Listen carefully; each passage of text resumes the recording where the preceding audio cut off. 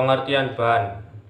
Ban mobil adalah bagian mobil yang bersentuhan langsung dengan permukaan jalan. Ban-ban ini berputar pada permukaan jalan dan tenaga mesin ditransfer melalui ban. Ban juga berfungsi sebagai peredam untuk melembutkan kejutan dari permukaan jalan dan menambah kenyamanan berkendara. Fungsi ban. 1. Ban berfungsi untuk menopang seluruh berat kendaraan. Ban bersentuhan langsung dengan permukaan jalan dan memindahkan gerakan dari gaya peredam ke jalan. Dengan demikian, ban akan mengontrol gerak awal, kecepatan, perlambatan, peregam, dan belokan, serta penyerapan kejutan yang diterima dari permukaan jalan yang tidak rata.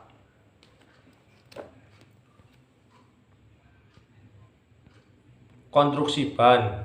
1. Karkas merupakan rangka ban yang keras, akup, kuat untuk menahan udara yang bertekanan tinggi, tetapi harus cukup fleksibel untuk meredam pembahan beban. Yang kedua adalah tread. Tread adalah lapisan karet luar yang dilindungi karkas terhadap keausan dan kerusakan yang disebabkan oleh permukaan jalan. Yang ketiga adalah slide wheel. Slide wheel adalah lapisan karet yang menutup bagian samping ban dan melindungi karkas terhadap kerusakan dari luar. Yang keempat adalah breaker. Adalah lapisan terletak di atas karkas dengan tread yang memperluas daya dekat keduanya. Breaker meredam kejutan yang timbul di permukaan jalan. Yang kelima adalah belt atau rigid breaker. Ini adalah tipe breaker yang digunakan pada ban radial plate dan diletakkan seperti sarung mengelilingi ban, diantaranya karkas dan karet tread untuk menahan karkas dengan kuat. Yang keenam adalah bead. Untuk mencegah robeknya ban terdiri dari rim, oleh karena itu berbagai gaya yang bekerja. Sisi bebas atau bagian samping play disekelilingi oleh kawat baja yang disebut kawat bead udara bertekanan dan di dalam ban meridang bead keluar pada rim pelek dan pertahanan kuat di sana. Yang ketujuh adalah tread. Tread dibuat dengan berbagai macam pola dengan tujuan antara lain membuang air dan menanggulangi berbagai faktor yang timbul karena kondisi permukaan jalan serta jenis kendaraan yang menggunakannya. Lanjut, indikator keausan ban. Indikator keausan ban adalah tonjolan di dalam tread yang jumlahnya 4 sampai 6 dikelilingi ban. Tingginya 1,6 sampai 1,8. Berkurangnya kedalaman, indikator menunjukkan ban semakin aus dan tipis. Jadi, indikator adalah penunjukan batas keausan ban atau saatnya ban harus diganti. Tipe ban secara garis besar, ban di berbagai menjadi dua tipe. Yang pertama adalah tipe ban bias dan tipe ban radial. Dan yang kedua ban biasa dan ban tubeless. 1. Ban bias dan radial menurut konstruksi dibedakan menurut karkasnya. Ban dapat digolongkan menjadi ban bias atau biasi ply tire dan ban radial ply tire. Ban bias karkas. Untuk ban bias ply tire disusun dari lapisan-lapisan benang yang membentuk sudut 30 derajat sampai 40 derajat terhadap garis tengah ban. Susunan seperti ini untuk menopang ban pada arah sepanjang dan arah melintang. Akan tetapi pada saat menerima beban vertikal, lapisan benang cenderung menggeliat. Untuk lebih jelasnya diperhatikan pada gambar di bawah. Sebaliknya pada ban radial, benang tidak menggeliat. Ban bias memang menghasilkan jalannya kendaraannya lebih lembut, tetapi kemampuan membelok dan ketahanan ausnya kurang bila dibandingkan dengan ban radial. B. Ban radial. Karkas ban radial terdiri dari lapisan benang yang tegak lurus dengan garis tengah ban. Konstruksi seperti ini sangat fleksibel pada arah radial, tetapi kurang tahan terhadap beban memanjang ke sekeliling roda. Oleh sebab itu, ban radial dilengkapi dengan belt atau biasa disebut dengan rigid breaker. Tersebut dari benang tekstil kuat atau kawat yang dibalut karet. Ban radial yang rigid menghasilkan kemampuan membelok dan kemampuan kecepatan tinggi yang baik, serta tahanan gelindingnya rendah. Pada ban ini biasanya juga memiliki daya tahan aus yang tinggi, tetapi bila digunakan pada jalan yang tidak rata atau jalan bertonjolan dengan kecepatan rendah, kenikmatan pengendaraan menjadi kurang. Lanjut, yang kedua adalah ban bias dan ban tubeless. Ban bias dengan ban dalam. Ban biasa di dalamnya terdapat ban dalam untuk menampung udara yang dilompatkan ke dalam ban. Katup atau pentil air valve yang menonjol keluar melalui lubang pada pelek menjadi satu dengan ban dalam. Ban biasa ini akan segera menjadi kempes bila tertusuk benda tajam. Sidwall pada ban radial lebih fleksibel agar mudah terjadi deformasi. Sebagai kompensasi, maka ada ban dalam untuk ban radial dibuat lebih kuat daripada untuk ban biasa. Yang kedua adalah B. Ban tubeless. Ban tubeless atau ban tanpa ban dalam tidak menggunakan ban dalam. Tekanan udara hanya ditahan oleh lapisan dalam ban yaitu lapisan karet yang kedap udara. Karena ban tubeless tidak menggunakan ban dalam, maka pentil air valve langsung dipasang pada pelek. Lanjut, keuntungan menggunakan ban tubeless. Bila ban tubeless tertusuk paku atau benda tajam lainnya, maka ban tidak akan menjadi kempes sekaligus karena lapisan di dalamnya menghasilkan efek merapatkan sendiri. Sekalipun tertusuknya pada saat kendaraan berjalan, biasanya tekanan udaranya tidak turun tiba-tiba yang menyebabkan pengemudi kehilangan kontrol kendaraan. Ban tubeless ini tidak berarti tahan terhadap tusukan, tetapi hanya kebocoran udaranya saja yang lambat dibandingkan dengan ban biasa. Bila ban bertekanan paku-paku atau benda tajam lainnya tidak menyebabkan kekurangan udara. Hal ini tergantung pada ukuran dan berapa besarnya menjadi tusukan benda pada ban. Lanjut, tekanan udara ban. Tekanan udara ban harus diperiksa secara teratur dan disesuaikan dengan spesifikasinya.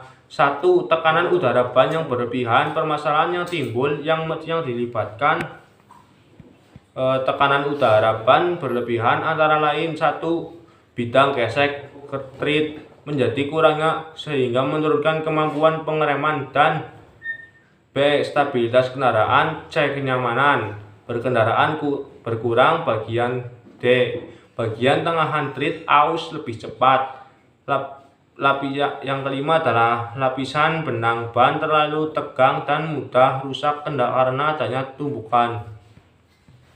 Lanjut, 2. Tekanan ban yang kurang. Permasalahannya yang timbul yang diakibatkan tekanan ban berkurang antara lain: 1. Gesekan ban dengan jalan bertambah sehingga menyerap tenaga dan menghabiskan bahan bakar lebih banyak. B. Kemudi bertambah berat. C. Tepi ban aus lebih cepat. D. Ban menjadi terlalu lentur sehingga temperatur di dalamnya bertambah. Lanjut, pengertian pelek, fungsi pelek, konstruksi pelek, dan tipe-tipe pelek beserta spesifikasinya. Pelek atau disc wheel. Pelek merupakan komponen yang vital bagi keselamatan dalam pengemudian, sehingga harus cukup kuat menahan beban vertikal dan beban samping, gaya pengendaraan dan pengereman, serta berbagai gaya yang menumpunya. Pelek juga harus saringan mungkin dan harus balance sehingga dapat berputar. dengan milis pada kecepatan tinggi dengan rim yang dirancang dengan tepat agar dapat menahan ban dengan kuat.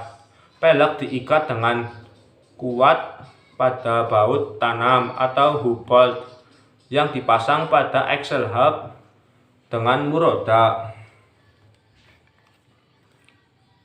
Mur roda dibuat sedemikian rupa sehingga pelek dapat menempatkan posisinya dengan tepat dan senter secara otomatis pada axle hub saat pemasangan, seperti gambar yang digambar pada 1.1. Pelek diikat dengan kuat pada baut tanam atau hub bolt yang dipasang pada axle hub dengan mur roda dibuat sedemikian rupa sehingga pelek dapat menempatkan posisinya dengan tepat dan senter secara otomatis pada axle saat pemasangan tipe pelek. Pelek dapat dibedakan menurut metode pembuatan dan bahannya. Ada dua tipe yang umumnya digunakan sekarang, yaitu besi tuang dan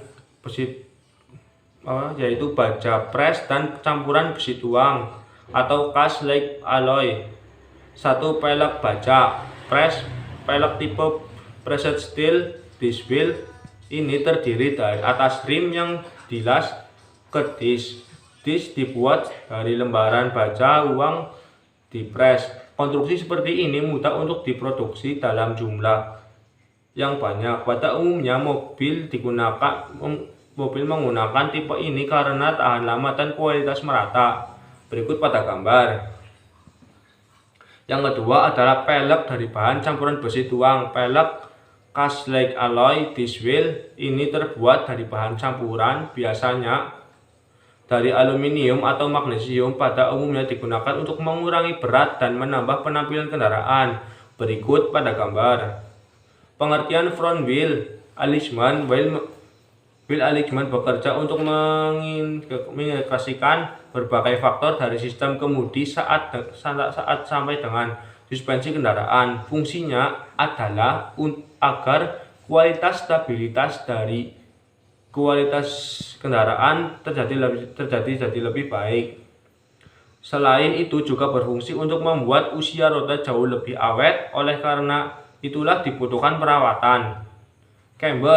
Camber adalah tingkat kemiringan roda pada bagian atas apabila dilihat dari sudut vertikal. Tujuan dari sudut ini adalah supaya memberikan keseimbangan gaya pada roda depan yang kecenderungannya ke arah dalam. Ada dua jenis sudut camber yang biasanya digunakan, yaitu camber positif dan camber negatif. Pada sudut camber positif, maka pada bagian atas memiliki kemiringan ke arah luar, sedangkan camber negatif justru ke arah dalam. Masing-masing sudut camber ini memiliki fungsi berbeda, sehingga disesuaikan penyetelannya dengan jenis kendaraan. Camber positif memiliki fungsi utama untuk membuat camber menjadi nol ketika terdapat beban pada kendaraan. Yang selanjutnya adalah caster. Sudut kedua adalah caster, yang merupakan sudut dari garis simetri kingpin dan garis vertikal di bidang datar. Pada saat kemudi dibelokkan, maka roda depan akan merespon gerakannya di sebuah tumpuan. Nah, tumpuan inilah yang akan menjadi tolak ukurnya. Sudut caster sendiri dapat dilihat dari samping kendaraan. Mirip dengan camber, sudut caster juga terdiri dari dua jenis.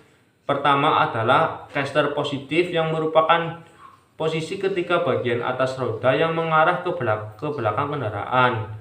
Caster positif ini membuat titik pusat permulaan dari singgung ban dengan jalan ada di belakang titik potong sumbu kingpin.